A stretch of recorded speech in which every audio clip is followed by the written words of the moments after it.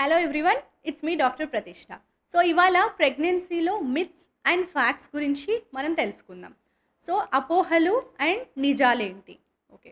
So first infertility రావడానికి ఆడవాళ్ళు మాత్రమే కారణం, అంటే పిల్లలు పుట్టకుండా ఉండడానికి ఆడవాళ్ళు మాత్రమే కారణం అనేది అబద్ధం అండి.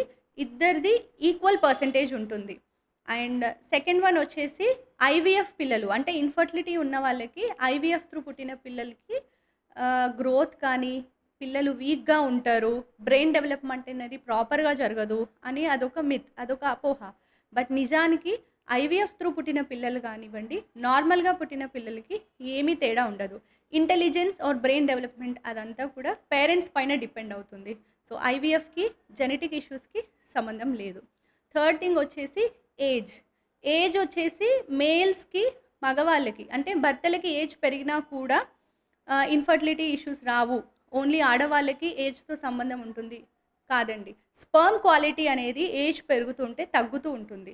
సో స్పర్మ్ క్వాలిటీ తగ్గుతూ ఉంటుంది కాబట్టి వాళ్ళకు కూడా ఇన్ఫర్టిలిటీ ఇష్యూస్ వస్తాయి.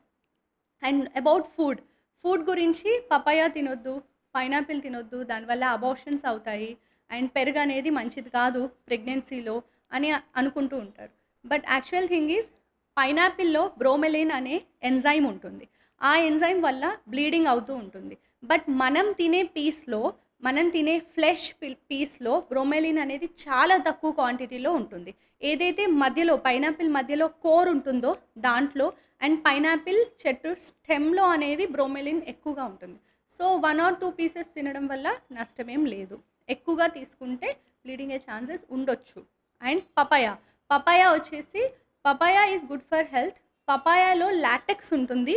అది కూడా పండిన పపాయాలో కాదు, పండని పపాయ, పచ్చి పపాయ, అన్రైప్ పపాయాలో, గ్రీన్ పపాయాలో లాటెక్స్ ఉంటుంది.